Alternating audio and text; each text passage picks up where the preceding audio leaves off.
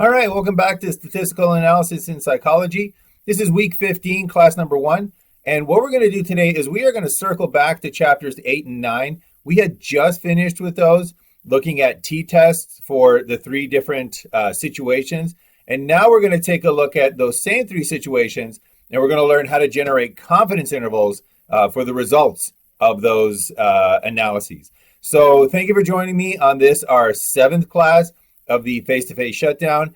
And today we are going to take a look at confidence intervals, which are a very useful tool, especially so for doing statistics in the real world. So not necessarily in a psychology laboratory, but more importantly, in the real world when you need to solve real world problems.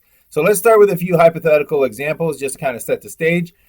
So let's say that there's a monkey sanctuary out there, and this monkey sanctuary is a sanctuary for monkeys. So they have a whole bunch of monkeys in the monkey sanctuary. And let's say that one day, and this example is going to be a little apropos for the situation here. Let's say that one day there's a virus in the sanctuary, and they need to quarantine all the adult monkeys. So what this means is that all the adult monkeys get separated from the little baby monkeys, and now these little baby monkeys are left all alone. And the monkey sanctuary is concerned. They're concerned that these baby monkeys are not receiving any comfort. And somebody in the monkey sanctuary remembers Harlow's experiments on infant attachment and remembers that they used surrogate mothers to provide comfort for these infant baby monkeys. And now the question, though, becomes a real world question of how many of these terry cloth monkeys does this monkey sanctuary need to purchase for their baby monkeys? Because this is a real world problem now with real world constraints, such as budgetary constraints.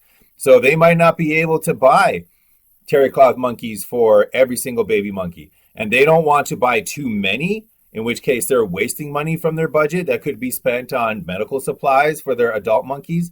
But they don't want to buy too few, in which case their baby monkeys are going to suffer because they're not getting the comfort that they need. So they need to know, how long does a typical baby monkey spend with a terry cloth mother? And this is a very different question than what Harlow was asking, because Harlow just wanted to know, who do they spend more time with? Do they spend more time with the terry cloth mother or more time with the wire mesh mother? And for Harlow, it didn't really matter to answer his theoretical questions about infant attachment. It didn't really matter how much time the monkey spent with the terry cloth mother or the wire mesh mother. All that mattered to Harlow was, did they spend more time with one of the mothers? However, in the real world, it becomes a real question of how long do these monkeys spend with the terry cloth mother? Because that's going to determine how many terry cloth mothers they need to purchase, how many they need to make in order that they can provide comfort for their baby monkeys in this situation. So let's take a look at another example that we're going to analyze today. So let's say that there was a car crash and it goes to trial. It was vehicular manslaughter, maybe, allegedly. And at the trial, there's a witness to the car crash, and the prosecuting attorney is asking, so how fast was the car traveling? And then all of a sudden just changes. How fast was the car traveling when it violently and egregiously smashed into the truck? And we know from Loftus and Palmer's studies that now that eyewitness memory is tainted. That eyewitness memory has changed. But let's say that that's the only eyewitness to the crime. What can this court do?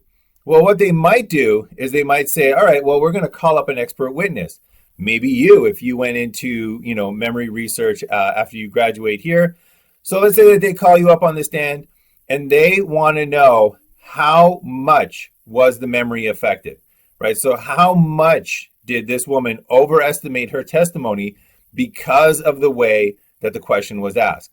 And notice again that this is a how much question. And as a research psychologist, Loftus and Palmer were not interested in how much. They were just interested in, is there a difference? Are the estimates of speed faster for the smashed into group than it was for the hit group? So they were just looking for a difference. But in this real world situation, it makes it very important to know, how much was the speed overestimated? Was it by 5 miles an hour? Was it by 10 miles an hour?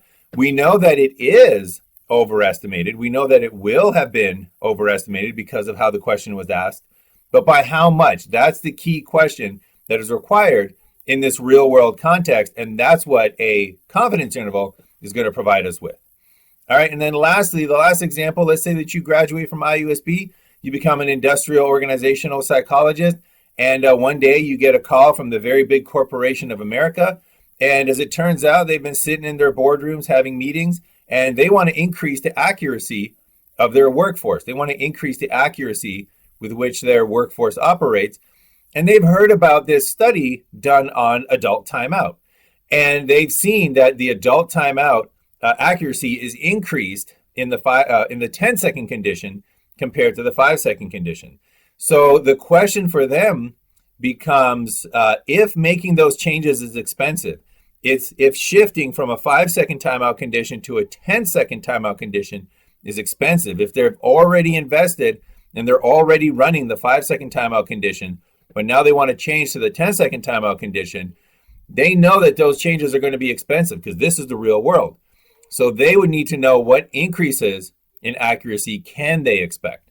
So again, for the research purposes, for theoretical purposes, it was enough to know that there simply was an increase in accuracy, going from the 5 to the 10-second condition.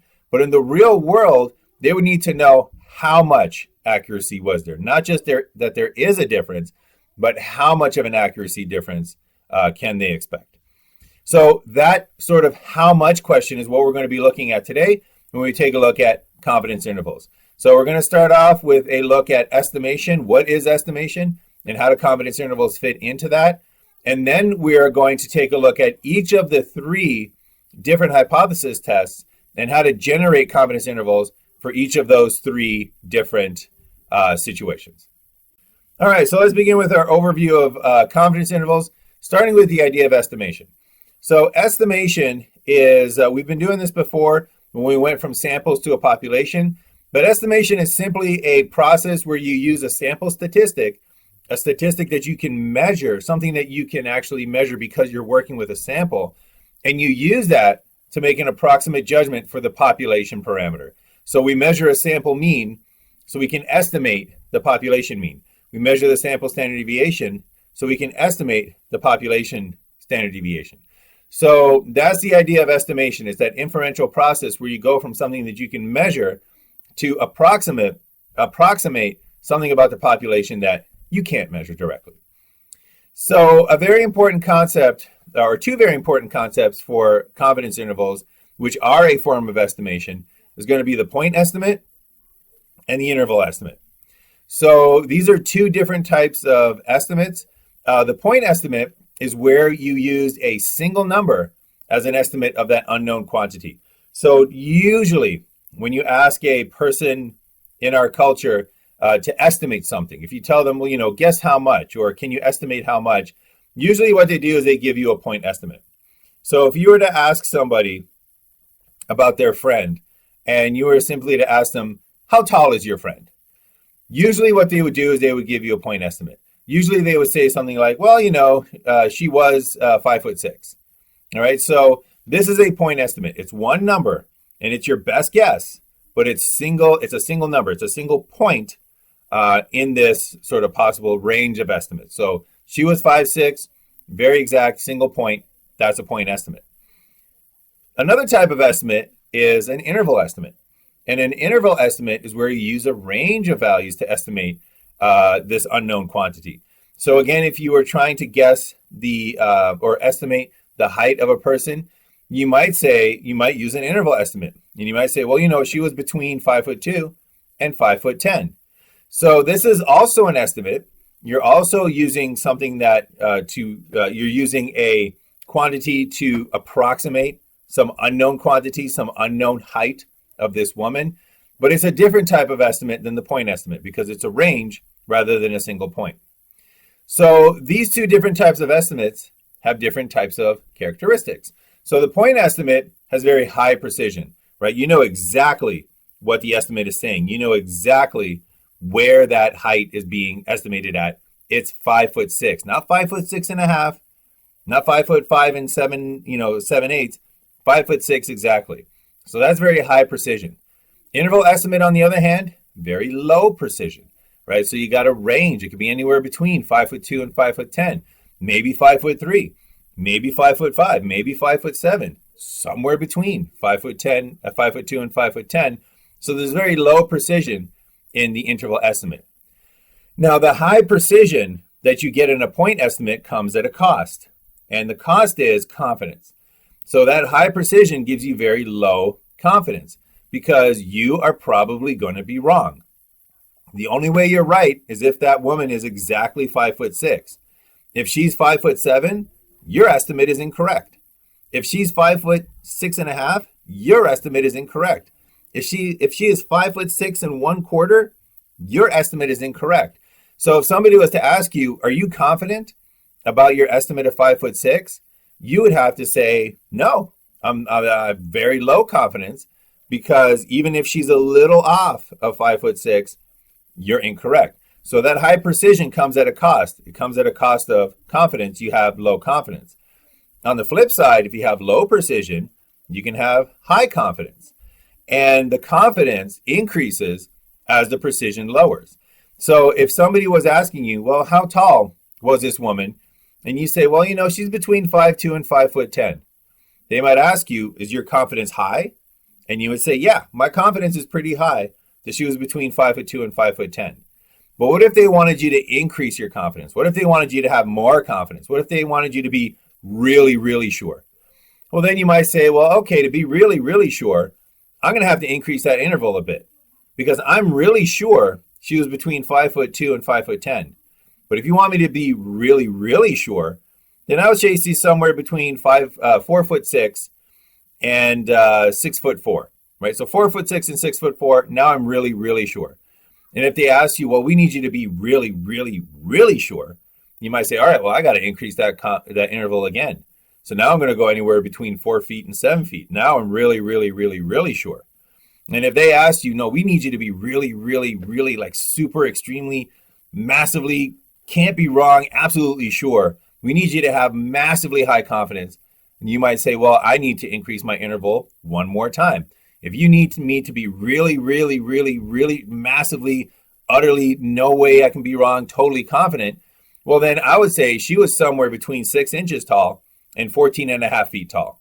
I am super confident that she was somewhere in between that range there.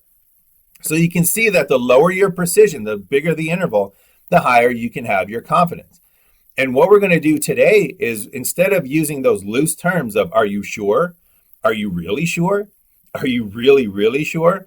Instead of using those loose terms, we're going to do what statistics does, and we're going to be able to put numbers on this. Specifically, we're going to be able to put a specific confidence level on this, where you can specify an interval, and instead of saying, I am really sure, you can say, I am 90% confident, or I am 95% confident. In fact, we're going to see a way to put an exact number on that. So if somebody says, I need you to be 99% confident that you are estimating her height correctly, you can say, you know what? Boom, here's your interval, 99% confident. That's what we're going to be doing today. So how do we get that confidence interval, that interval that we can be a certain degree of have a certain degree of confidence in? Well, it goes all the way back to the hypothesis testing. And what we've seen in hypothesis testing, and usually what happens in confidence intervals, is that they're only done after a significant result, after you reject the null hypothesis.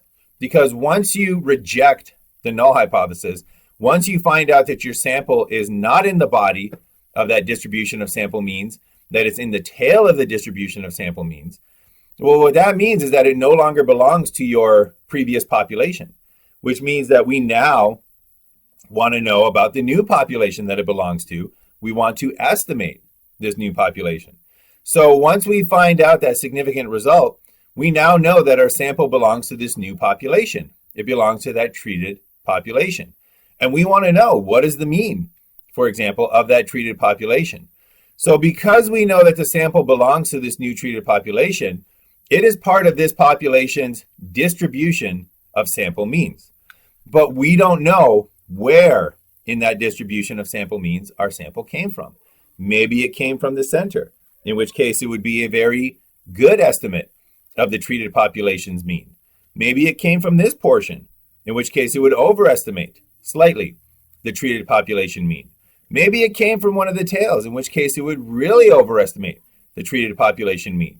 So we can't be sure where our sample came from. So what we're going to do is we're going to make an interval so we can have a certain level of confidence that we estimated that population mean correctly.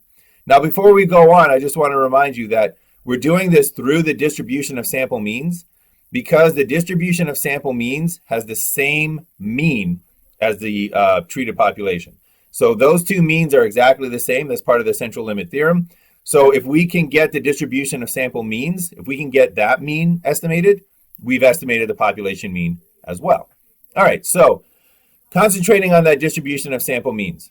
Let's take it, we're going to stretch it out a little bit just for visual purposes. So the same distribution, just kind of stretched out so we can zoom in a little bit on that. And there we have our population mean. And I'm going to draw this dotted line down here. And any estimate that has that dotted line in the estimate is a correct estimate. So that dotted line represents the population mean. And if your estimate falls on that line, that means that you have correctly estimated your population mean. So if we measured our sample mean and just by chance it happened to be the same as the population mean, if we had this point estimate and just by chance it happened to line up directly with the population mean, well, then we successfully estimated the population mean. We were successful. We were correct at estimating it. But this usually doesn't happen. But let's take a look at what happens when we choose a very specific interval. So we choose a very specific interval here by taking a look at the body of this distribution of sample means and the tails. So the body is a certain percentage of this distribution of sample means. So let's say that we had an alpha level of 0.05. So we got 5% total in the tails. We got 95% in the body. What happens when we make our interval as wide as the body of our distribution? Well, if our point estimate, if that mean, that sample mean, so that dot with the M in there, that's your sample mean. If we had a sample that had a mean the same as the population mean, and we put this interval around it, well, we've correctly estimated the population mean because the population is contained within this interval. The population mean is inside of that interval. So that's the uninteresting case where we got it correct with the point estimate. But what happens if we missed with the point estimate? Like right here. So our point estimate, our sample mean, overestimated the population mean. Well, the point estimate in this case missed. So that high precision, again, came at a cost, low confidence. We can't be confident that our sample mean is going to be the same as our population mean. But notice what happens when we still have that same interval. That interval, that's the width of the body of our comparison distribution. When we put that interval in there, notice that the interval covers the population mean. So this would be a correct estimation of the population mean, meaning that the population mean is in this interval. So this would be a correct estimation. What happens if our sample mean underestimates the population mean? Once again, the point estimate, we miss. However, the interval estimate, if it's as wide as the body of our comparison distribution, so not including the tails, but just the body, notice again that the interval contains the population mean. And the same thing if our sample mean came from that part of the distribution, or this part of the distribution, or this part of the distribution, or over here, or from this part of the distribution, or if it came from this part of the distribution, or this part of the distribution, or this part of the distribution. So notice that so far, none of those intervals have missed the population mean. Some of them have it on their low end, some of them have it on their upper end of their intervals, but all of them cover that interval in some way. In fact, it's only this one here that has missed the interval. It's only this one here where the interval has missed the population mean. And this is the first sample with a sample mean that has come from the tails. And when you make a interval as wide as the body of your distribution of sample means, the only way you miss the population mean as in terms of an estimate, the only way you miss that population mean is if your sample mean just happen to come from the tails. And the probability that your sample mean is going to come from the tails is the same as the size of your tails. So the only way that we're going to miss this estimate in this example is if our sample mean came from the tails, 5% of the distribution is in the tails, so we only have a 5% chance of getting a sample that's from the tails. Therefore, we only have a 5% chance of our interval missing the estimate, and hopefully you can guess the ending here. If we have a 5% chance of our interval missing the estimate, then we have a 95% chance of our interval getting it correct. If we have a 95% chance of getting it correct, we can be 95% confident that we're going to estimate it correctly, hence the 95% confidence interval. So you increase or decrease your confidence by increasing or decreasing the tails. If you decrease the probability that you'll miss, you increase the probability that your estimate will hit. So again, if we want to make sure that we are 99% confident, we want to have tails that are only 1% of the distribution. So we only have a 1% chance of getting a sample from that tail missing the population mean on our interval, meaning that we have a 99% chance that we don't miss, and we can be 99% confident. So we're going to do just a really quick little peek behind the curtains before we go to SPSS to do the math for real. But just so you know how this is all kind of built up, and just so you kind of know the pieces that go into a confidence interval, confidence intervals are based on the general equation for a t-statistic. So we're using the t-statistic, but the t-statistic in general was equal to the sample mean minus the population mean, and all of that divided by the estimated standard error. Notice that what we want to estimate is in this equation. We want to estimate the population mean. So we can isolate, using algebra, we can isolate for that population mean. And this equation becomes the population mean equals your sample mean plus or minus your t-statistic multiplied by your estimated standard error. And that t-statistic is your critical t-score. It's your cutoff t-score for the tails of your distribution. So let's take a look at this equation, and we'll put it here in this visual representation. So we're going to hone in on this, focus in on this interval right here. So this has all the parts of the confidence interval relation with the population distribution expressed in that equation. So the population mean is what we're trying to estimate. So that is what we're trying to estimate. We want to know for this unknown new population, what does that population mean? So that's what we're trying to estimate. Our best guess is the sample mean. So we know that our sample belongs to this population. We don't know where, but our best guess for the population mean is the sample mean.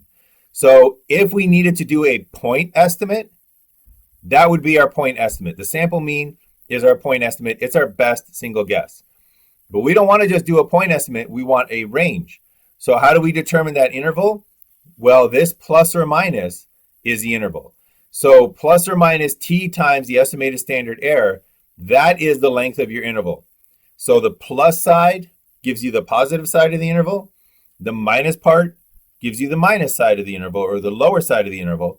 So we can put this into the symbols that we have there. So population mean equals your sample mean, and all of that is plus or minus your cutoff t-score multiplied by your estimated standard error. So that's your look behind the curtain. That's just to kind of show you what we want to, components are of a confidence interval. Also, this is the form that you want to get your confidence interval into. You want to get your confidence interval into a point estimate plus or minus the arms of your interval. So a point estimate plus or minus this and that. And this is typically what you hear, especially in the news, given election seasons. You'll often hear that, oh, so-and-so's approval rating is 40% plus or minus 3%. The polling reveals that the lead is now 10% plus or minus 1%. So what they do is they give you that point estimate, and then they give you that plus or minus. They let you know how much higher and how much lower it might go. So that's the format that we want to report our confidence intervals in. we want to report it in that here's our best guess, point estimate, plus or minus, here's the upper and lower ranges. All right, so now that we know what we're doing and what confidence intervals are, we are now going to turn to a little in-class practice, a little follow-along practice on how to actually calculate these confidence intervals. And before we begin, I just want to let you in on a little secret. So as it turns out, you are about to find out that you've been in a little bit of a Dorothy in the Wizard of Oz situation, because you have been asked to calculate confidence intervals in some of your homework assignments, and it was good to learn how to calculate those confidence intervals. And it's good to struggle through that and kind of learn the ins and outs of what a confidence interval is. But what we're going to find out today is that this entire time you've actually been calculating confidence intervals. So forgive me for not introducing this a little bit earlier.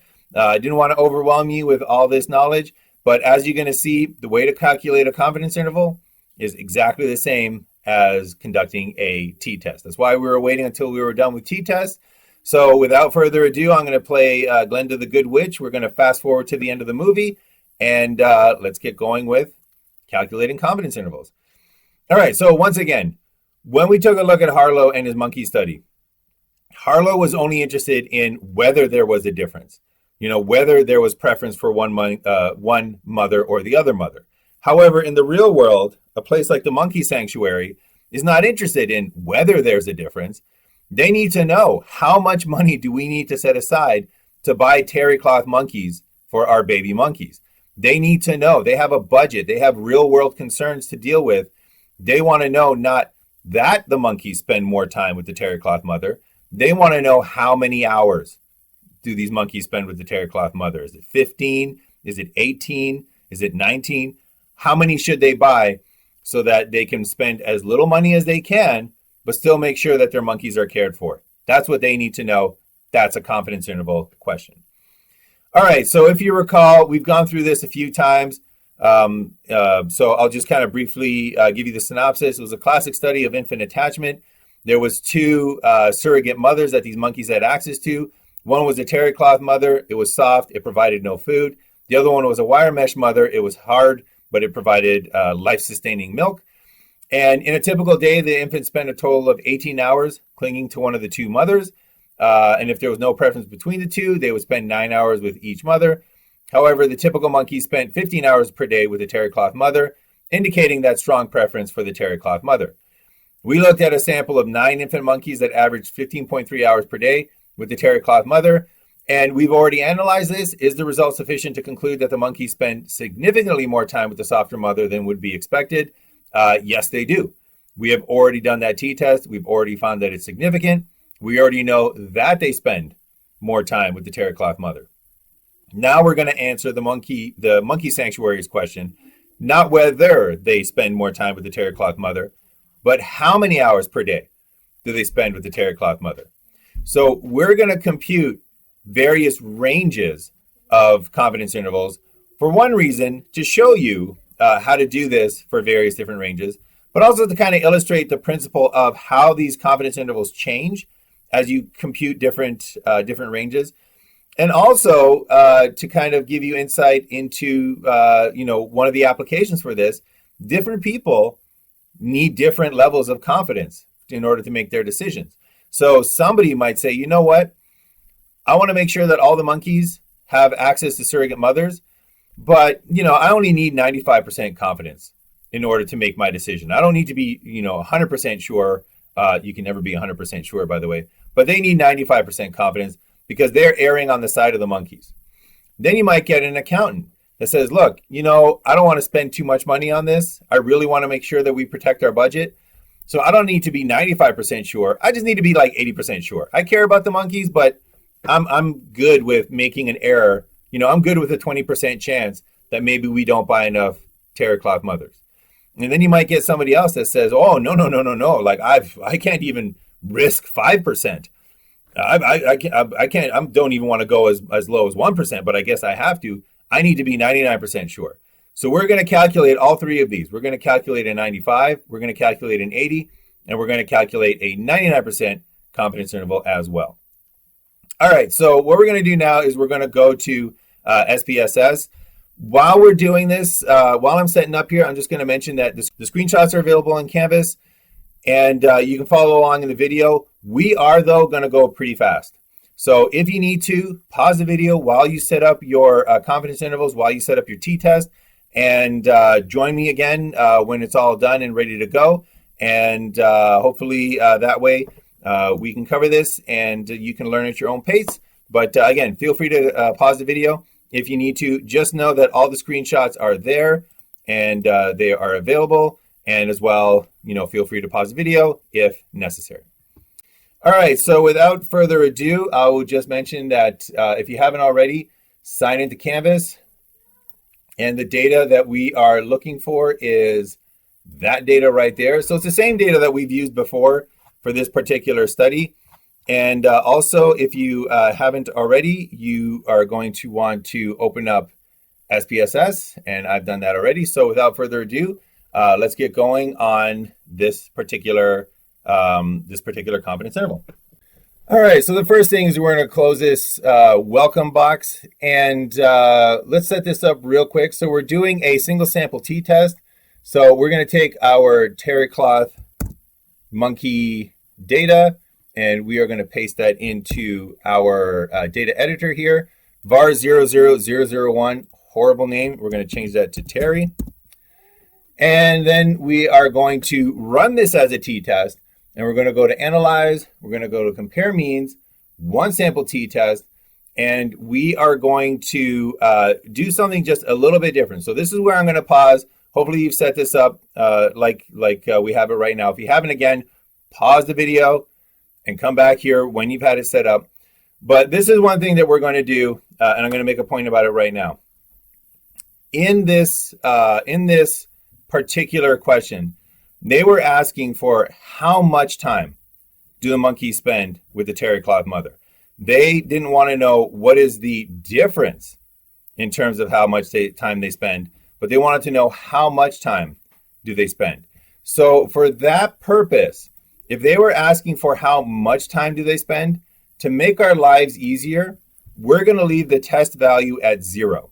So make a note of this. In the single sample t-test, if the question is how much of something is there, keep your test value at 0.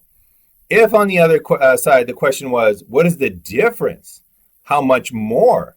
How much less, right? If that's the question, if they're asking for a difference, then put in the test value that is your null hypothesis mean. So if they were asking how much more time do they spend with the terry cloth mother, we would put in the test value of 9. However, recall that the question wasn't how much more time they spend, but how much time they spend. So because of that, we're going to put in a test value of 0. So just make a note of that. If you're asking for how much of something in a single sample t-test confidence interval, leave your test value at 0. Otherwise, if it's a difference, if it's how much more, how much less, how much different, what was the increase, what was the decrease, then put in your test value the way that we did before. All right, so we're going to keep our test value at 0. And then the last thing we're do is we're finally going to click on this little options button here. You might have been wondering what that was about. And this is where you find your confidence interval percentage. So the default here is 95%. That is by far the most common confidence interval. So we're going to leave it there as is, and we're going to hit continue. And whoops, we're going to pop Terry in here into our test variables. I got so carried away with confidence intervals, I forgot some of the basics. So we got Terry in here as our test variable. We got our test value at 0 because we're interested in how much time do they spend with the terry cloth mother. Options over here, confidence interval percentage at 95%. We hit OK. And we get the same output that we've been looking at all this time. But what I want to do is I want to draw your attention to this little section over here where it says 95% confidence interval of the difference. There it is. There's your 95% confidence interval. Now, we were going to calculate 3 confidence intervals. So let's go back and do that. So we can go right back here to Analyze. We go back to Compare Means, back to one sample t-test. Nice thing about this is if you have to calculate multiple confidence intervals, it's already set up for you. All we need to do here is go into Options, and we're going to change this to the confidence that they were asking for. So that second person from the monkey sanctuary asked you for an 80% confidence interval. So we changed that to 80. We hit continue. We hit OK. And notice that SPSS is being very friendly because it added the output right below our previous test. And also, it labels it very nicely. So it's very clear. This is the 80% confidence interval. This one up here is the 95% confidence interval. So there's no chance that you're going to confuse yourself. All right, and then the last one, we go to analyze, compare means, one sample t-test. Again, already set up. We hit options. The confidence interval percentage that last monkey researcher wanted was a 99% confidence interval. We hit continue. We hit OK. And we see that we have calculated a 99% confidence interval. All right, so that is the SPSS output. So now, like we've done before, we're going to take a look at how to actually analyze and interpret that SPSS output. So we're going to focus in on the first one. We're going to focus in on that 95% confidence interval. So let's zoom in there. And you're going to notice that the numbers here are a little bit different. I'm going to help you out with that in just a moment. But you're going to notice that the numbers are a little bit different. Don't worry about that right now because we're going to go through the things that you need to know. And then I will adjust that as required. So the first thing to do is we're going to look for the component parts of our confidence interval. So the first thing to do, and I know I'm not going to mention this, although I am, because I know you're already aware of it. The first thing to do is to check your one sample statistics. Make sure you got the right number of scores. Make sure that the mean is correct. I'm taking a look at that right now. It's all good. So we have the confidence to go forward. In your confidence interval equation, in that population mean equals sample mean plus or minus your t-statistic multiplied by your estimated standard error, that estimated standard error is right there. That's where you can find that component of your confidence interval equation if you needed to do this by hand. The degrees of freedom will let you know where you can look up your confidence interval, where you can look up your t-statistic for your confidence interval in your t-statistic table. So that will help you find that those cutoff scores if you were doing this manually. You can tell by my explanation of confidence intervals right now that it's probably not a good idea to do it manually if you can let SPSS do it, and lo and behold, yes, you can. So this is the 95% confidence interval of the difference. And what you're going to notice right now is maybe this wasn't the greatest idea, but I did this with the difference value first. So you can see up here in the test value, in the one sample test, in that bottom table, you can see that the test value is equal to 9. Your test value should be equal to 0. So what I need to do right now is, and mentally just follow with me, is I would need to add 9 back into the mean difference and the lower and upper estimates. So just kind of bear with me on that. Sorry that we had this little mix up here, but we're going to do the best that we can with it, and we're going to carry on. So here we have the 95% confidence interval of the difference. Your point estimate for this confidence interval is the mean difference right there. Your mean difference will say 15.3 because you did it the easy way and you took out that test value initially. So your mean difference should say 15.3. Your lower and upper values should say 11.3 and 19.29. So we have the center portion. That's your mean difference. That's your point estimate, 15.3. Then we have the lower bound and we have the upper bound. So we have all the information that we need for our confidence interval. So how many hours per day do the monkeys spend with the terry cloth mother? Well, we need to get these confidence interval data that we just calculated, and we need to put it into a form that people can understand. So these confidence intervals, the way that I calculated it, it's the difference between the actual population mean and the assumed population mean. So when we add 9 back in, it's just the actual population mean. And it gives you the lower and upper bounds. So we're going to need to use some logic and we're going to need to use some math to put it into that point estimate plus or minus upper and lower bounds format that we want to get it to. So we have our point estimate. That is the mean difference. We add I'm going to add 9 back into that. So your mean difference is 15.3. That's your mean difference. We then have our lower bound, our lower limit, which is 11.3, and our upper bound, which is 19.3. The way that you can convert that into a format that we can understand is we have our mean difference, we have our sample mean there of 15.3. Again, that is always your point estimate. And that is our best guess, 15.3. What you do in order to find the plus or minus with that is there's a number of different techniques you can use. This is the one that I always recommend. You take your upper bound,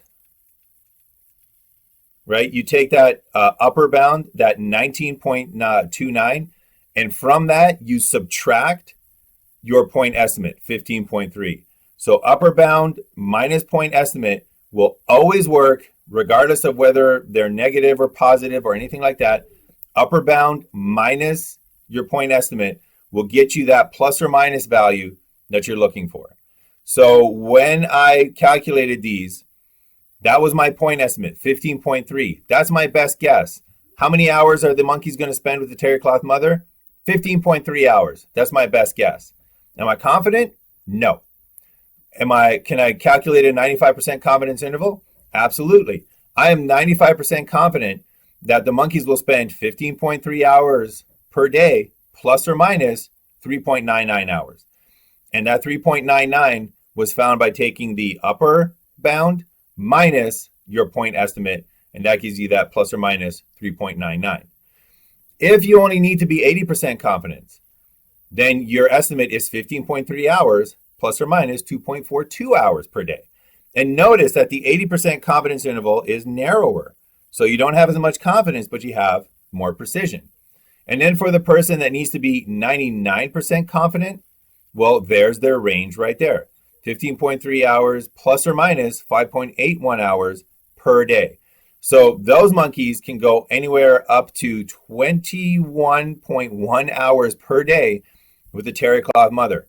So if you want to make sure that you have enough terry cloth mothers, you want to be 99% sure that you have enough terry cloth mothers for the monkeys, you would have to go to the upper limit of that 99% confidence interval and buy enough terry cloth mothers so that each monkey can spend 21 hours a day with that terry cloth mother. So you don't got to buy a mother for every monkey, but you do have to buy enough so that they can each spend 21 hours with the terry cloth mother.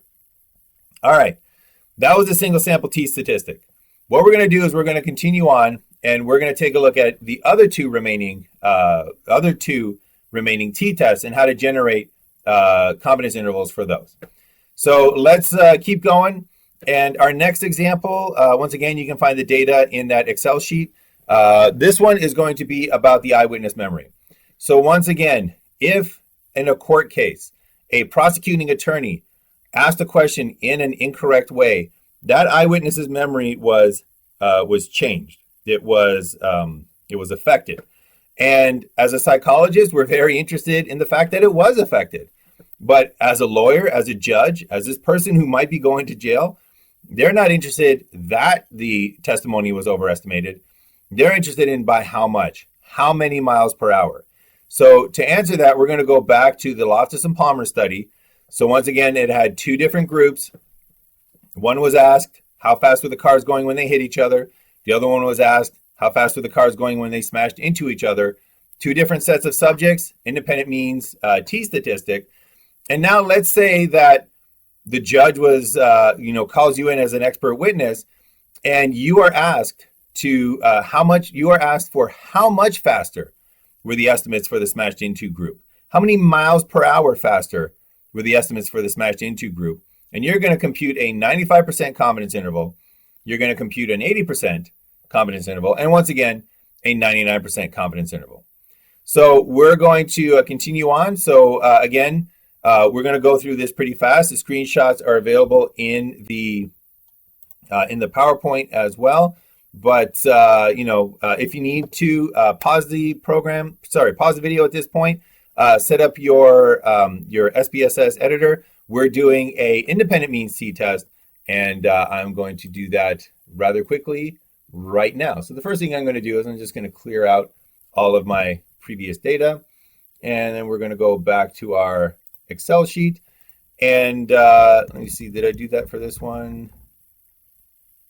Yes, I did. So just to kind of speed things along, here's a properly formatted data set that I prepared earlier in the day. I feel like one of those cooks on a cooking TV show.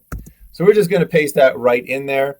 And we are going to call this one speed. So var 002 is speed. Var 0003 is the group. So what kind of question were they asked? And we're going to go to analyze. Compare means is going to be the independent samples t-test. And speed is going to be the test variable. Group is the grouping variable. And we are going to define the groups. And the groups are smashed. And the second group is hit. And we're going to hit continue. And normally if we were doing a t-test, we would just hit OK and we would go on. However, now we're going to go to options. And in options over here, we can see that we have the option for a 95% confidence interval. So notice that, again, the default is 95% confidence interval. So always double check that to make sure that you're getting the interval that you want. We want a 95% confidence interval. We hit continue. We hit OK. And we see our typical output for an independent means t-test. But notice right down here, 95% confidence interval of the difference. So we computed our 95% confidence interval. Let's go back and do the 80%. So analyze, compare means, independent samples t-test. All set up, which is great. We're going to hit options, change that 95% down to 80%. Hit continue, hit OK. And notice that we now have an 80% confidence interval of the difference. And then finally, we are going to go to, it was 80%. So finally, we are going to go back and do one more, which is our 99% confidence interval. So we're going to go to analyze, compare means, independent samples t-test, hit those options, 99% for the lawyer that needs to be really sure. We hit OK, and we have a 99% confidence interval computed. Now, notice that this time we are computing of the differences, right? We are computing confidence intervals of the difference. And that's because of the question that was being asked. So they didn't want to know how much did this person estimate the speed was. They wanted to know how much more was their estimate increased because of the question that was asked. So always keep an eye out for whether they're asking how much more something is or how much something is. So what's the increase or what's the value? What's the absolute amount or how much did it change? Always keep an eye out for that because sometimes, especially in the single sample t-test, you're going to calculate the absolute amounts. Sometimes you're going to calculate the difference. In an independent means t-test, you're calculating the difference. So in this case, once again, you would want to check your table number 1 to make sure that you entered your data in correctly. So feel free to pause to do that at this moment. However, we're going to keep going. And again, remember that we're looking at that equal variances assumed row. And if we were doing this by hand, those degrees of freedom right there would help us with the t-statistic table to find our cutoff scores. And we will multiply those cutoff scores by the standard error of the difference to find the arms of our confidence interval. However, thankfully, SPSS does it for us. So here we have the 99% confidence interval of the difference. So we're doing the 99% one here. And notice once again that we have our point estimate. So the point estimate is the mean difference. So again, make a note of that so you know where to find it. Point estimate is the mean difference. And what that means is that our best guess of how many miles per hour the eyewitness overestimated in their tendency is that mean difference right there, 6.8. That is our best guess. That's our point estimate. However, the 99% confidence range goes all the way from a low range of minus 4.6 miles per hour all the way to the high point of 14.06 miles per hour. So that's the information that we have from SPSS, not in the format we want. So we're going to have to take that and we're going to have to change it into the format that we're looking for. So we want to know how much faster are the estimates for the smashed into group. So this confidence interval, we are given the difference between the smashed into population mean and the hit population mean, and we are given the lower and upper bounds. And what we need to do right now, that's what SPSS gives us. We need to use a little logic, we need to use a little math, and we need to put it into that format of point estimate plus or minus that range. So once again, the point estimate, your mean difference. That's our best guess. The plus or minus value you can find from your lower and upper ranges. Again, there's a number of different ways to do this. The way that will always work is your upper value minus your point estimate. In this case, the upper value minus the mean difference. So 14.06 minus that 6.8. And that's what we would do to calculate that plus or minus value. And if we did that for the intervals, this is what we would find. So this is an interesting case because we're going to have that no difference line. That no difference line is the difference between overestimating and underestimating. Everything on the right of that line, overestimated eyewitness testimony. Everything on the left of it, underestimated eyewitness testimony. That's going to come up when we take a look at our 99% confidence interval. So if the judge asked you as a witness, as an expert witness, how much did this eyewitness overestimate their testimony, and he wants a point estimate, you would say, all right, well, my best guess, my best estimate, 6.8 miles an hour.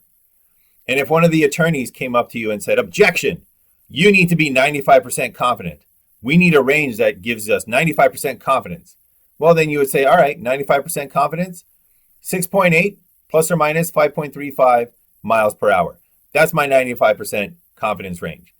And then if the defense lawyer said, no, we don't need to be that confident. No, we only need 80% confidence. What's your 80% confidence estimate? In that case, you would say, well, 80% confidence, it was 6.8 plus or minus 3.41 miles an hour. So all the way down to 3.4 miles an hour, but potentially all the way up to 10.2 miles an hour. And then if the judge intervenes and says, look, in order for your testimony to be entered, we need a 99% confidence interval. We need to make sure that you are 99% sure in the estimates that you're giving us. Then you would say, all right, well, 99% confidence interval, there you have it, 6.8 miles per hour, plus or minus 7.26 miles per hour. And notice that this confidence interval contains that no difference. This confidence interval contains the estimate of 0 miles per hour overestimated. In fact, it contains negative miles per hour overestimated. That's also known as underestimation. So if the judge turns to you and says, can you be 80% sure that the testimony was overestimated?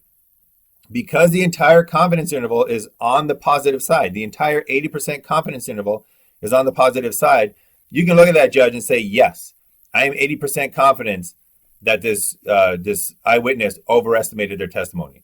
And if the judge came back and said, are you 95% confident that they overestimated their testimony? You can say, yes, I am 95% confident.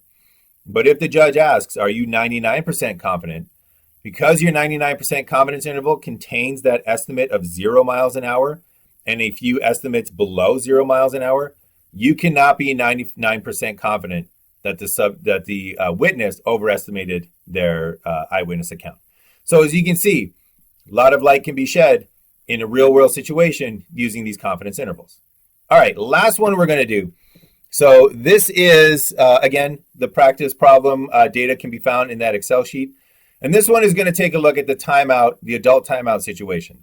So as a psychologist interested in behavior, I would mostly be interested in whether 10 seconds is more accurate than 5 seconds as a timeout condition, because I just want to know how our minds work.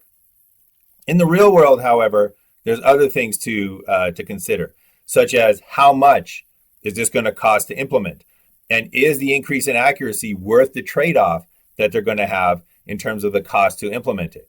So those are the types of real-world problems, again, that we're addressing with these confidence intervals. So again, we go back to the original data. We go back to the original study where they put adults into a 5-second timeout condition and then the same adults into a 10-second timeout condition and measure their accuracy in each conditions. That's a dependent means t-test. So we're going to see how to use that dependent means t-test now to generate confidence intervals. So we already know, because we've done this analysis before, that subjects were more accurate in the 10-second timeout condition. We already know that they were more accurate in that 10-second timeout condition because we've already run that statistic, that statistical test. But now we want to know how much more accurate were they in that 10-second timeout condition. And again, we're going to compute our 3 confidence intervals. Now we keep going back to the same ones. We keep doing a 95%, 80%, and a 99% confidence interval. These ones are the 3 most common confidence intervals that you'll come across. 90% is also pretty confident, or pretty common. But note that you can compute any confidence interval you want. You can compute a 17% confidence interval. You can compute a 99.9% confidence interval. You can do anything between 0 and 100. You can't do, you can do 0. That's the point estimate. But you can't do 100. That's an infinitely large confidence interval. But anything in between you can do. We just happen to choose the ones that most often are used in psychology. All right, so because of the description of the experiment, because of the setup of the experiment, we know we're doing a dependent means t-test. So let's get going on that. Once again, screenshots are available in the PowerPoint. Once again, I'm going to do this pretty quick. So if you need to pause the video, feel free to do so. Set up your independent means t-test and join me again when you are ready to go. So before you click that OK to do your t-test, make sure that you pause so that you can see how to do the confidence interval for this particular t-test. All right, so we have our data. We paste that in. We change the variables. We got second 5. We got second 10. Data view, analyze, compare means, paired samples t-test, and we are going to put in 5 seconds as the first variable, 10 seconds as the second variable, and then I'm going to do another one down here where I put in 10 seconds as the first variable and 5 seconds as the second variable. And I'm going to show you why I'm doing that in just a moment. So I put it in both ways, and the reason for this is that one of these ways is going to give me a negative difference. Another way is going to give me a positive difference. So I know that the 10-second timeout condition is more accurate. But what I don't know is which way SPSS goes, and it's very difficult to remember. So I'm going to load them both up, and then we're going to deal with this one here. So we're going to go here to options, and again, we want a 95% confidence interval.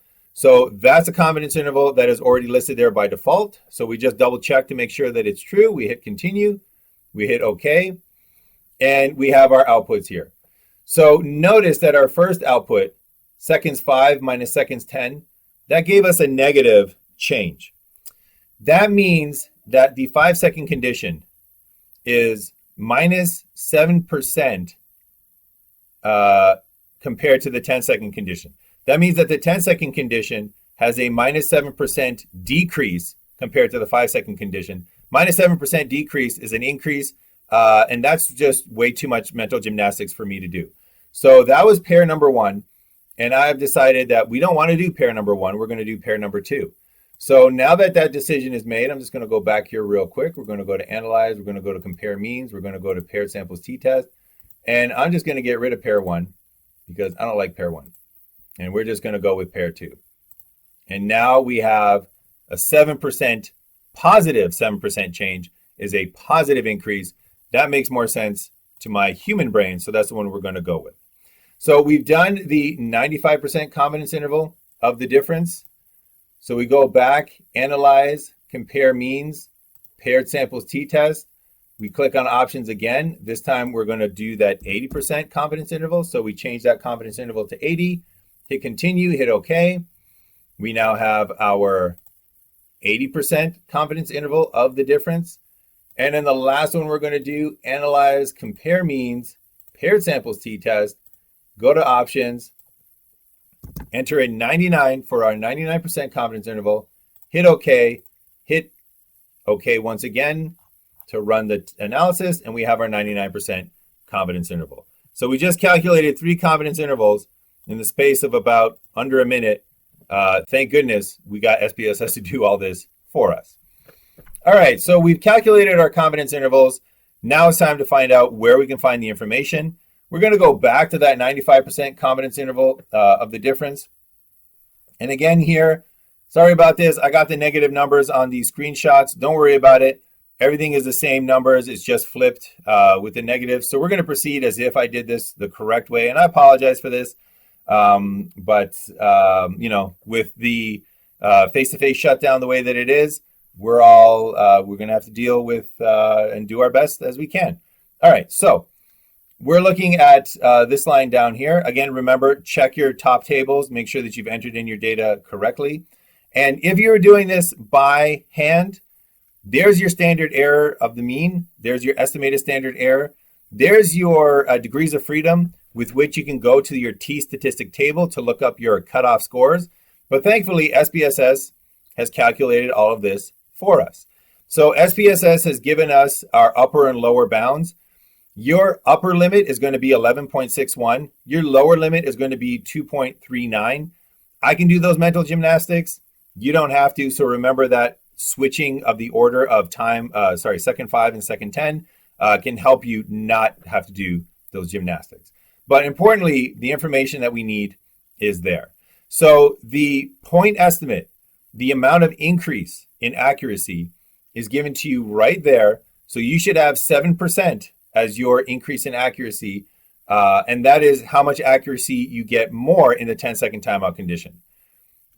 Your range, though, your upper and lower range is given to you right here. So your upper range is 11.61.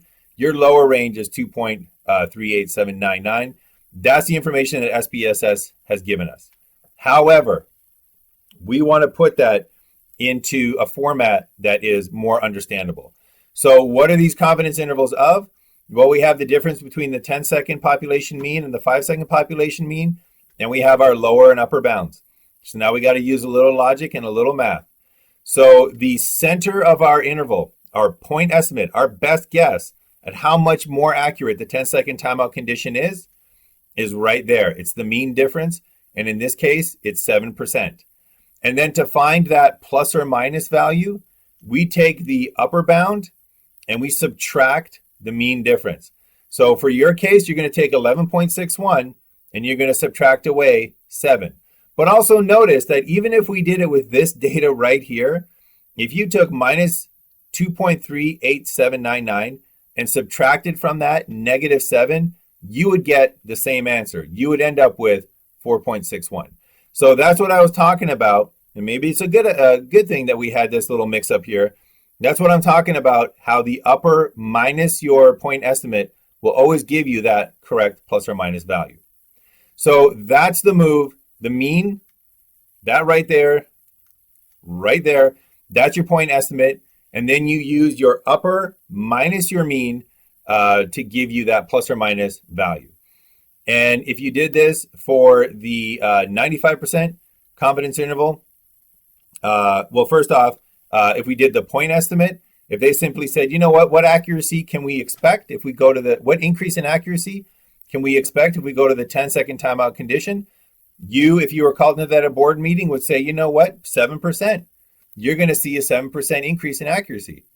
And if somebody said, you know what, I need a little bit more confidence than that. Are you confident in that estimate? You would say, no, that's a point estimate, 7%. That's my best guess. And if they said, look, I have savings invested in this company. I got stock options that I just can't be willy-nilly with. I need to be 95% confident in the increase in accuracy. You would say, all right, 95% confidence, 7 plus or minus 4.6%. So you can expect increases up to 11.61, but at least I'm 95% confident that you are at least going to get an increase in accuracy of 7 minus 4.61, which is 2.39. So that would be the 95% confidence interval. Somebody else in that board meeting might say, you know what, I'm young, I like risk, I got time to recover if my investments don't pan out. I don't need to be 95% confident. I only need to be 80% confident. And you would tell that person, well, 80% confidence, you can expect an increase of 7% plus or minus 2.79%. And then if that third hand goes up and the person says, look, I've got money invested in this company too, but I borrowed from the wrong people And if I don't pay them back, they're going to break my legs and they're going to do other horrible, horrible things to me. So I can't be 80% confident. I can't even be 95% confident. I got to be 99% confident that I'm going to see an increase. Can you do that? Well, you would say, well, yeah, 99% confident. You're going to see an increase of 7% plus or minus 6.71%. So you're going to be, I'm 99% confident that you are at least going to see an increase of 0.29%, maybe all the way up to 13.71%. And notice that all of those estimates are on the positive side. All of those estimates are increases in accuracy. So you are 80%, 95%, and 99% sure that moving to 10-second timeouts will increase the accuracy of the workforce. All right, so that was a lot. There is your confidence interval overview. And what I'm going to mention now is homework assignment number 13. That is available. That is a Canvas Excel homework assignment. So it's one of the few that is not available in my lab. It's available through Canvas. It's an Excel sheet. You download it. It's automatically updating. So it'll let you know whether you got it correct or whether you got it incorrect. Feel free to do it as many times as you need in order to earn that 100%. And upload that. I moved the due date on that due to the mix-up with exam number 3. So that is now due Monday, April 27th by midnight. And also just wanted to mention that for a little bit more practice, there are a few more questions left on the confidence interval Excel sheet that we used today for practice.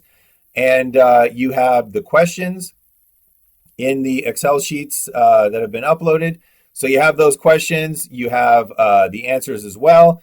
So work through those if you need a little bit of extra practice on these confidence intervals before tackling your homework. But also remember, you have unlimited tries at your homework as well. All right, so that is our look at confidence intervals. Thank you for bearing with me through some of these mix-ups. But again, that's just the way that things are these days with the face-to-face shutdown. However, again, go back and review some of this. If it was a little quick, feel free to pause the video at any point to let it all sink in. We have been doing confidence intervals this entire time. So it's just a t-test with a new look at some information that was put out that was ignored before. And again, identifying that point estimate, that best guess, that mean difference, and then using the upper bound minus your point estimate to give you that plus or minus value for your confidence intervals.